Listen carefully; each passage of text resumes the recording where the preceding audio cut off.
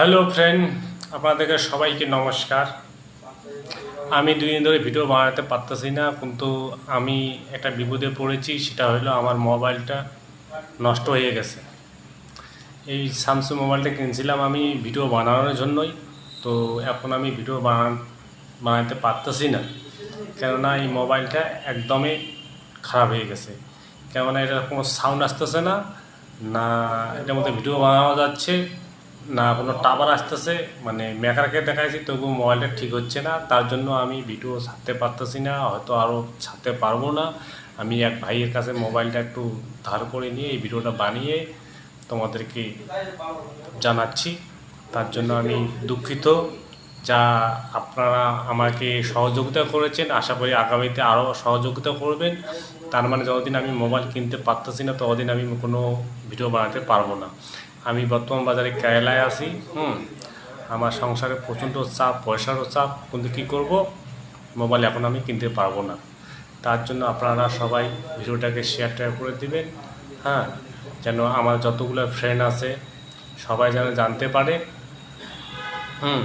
কেউ আনফ্রেন্ড হয়ে যান না। হয়তো 15 দিন হোক, 20 দিন হোক, আর 1 মাস হোক, আর 2 মাস হোক, পরে আমি আবার ভিডিও বানানো চালু করব। তার জন্য আমি বড় দুঃখিত।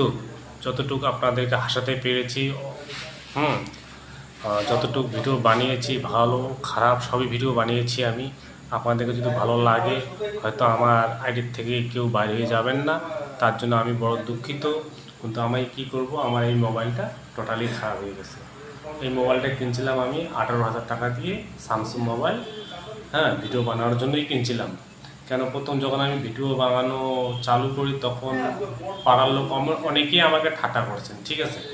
বহুত লোকে বলছেন যে এই বয়সে আবার ভিডিও বানায়, কীরকম অনেক কিছু বলছে মানুষ। তবুও আমি ফেসবুকে কাজ করে যাচ্ছি এতদিন ধরে, হয়তো আবার করব। তার জন্য আমি বড় দুঃখিত। সবাইকে আমি জানাই আমার ভক্তি, প্রণাম। আপনারা সবাই আবার সহযোগিতা করবেন, তার জন্য আমি বড় দুঃখিত। এটুকুই বলার ছিল আপনাদেরকে।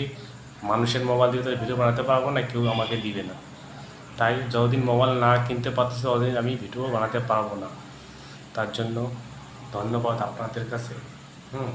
আপনারা যদি পারেন হেল্প করবেন। নমস্কার।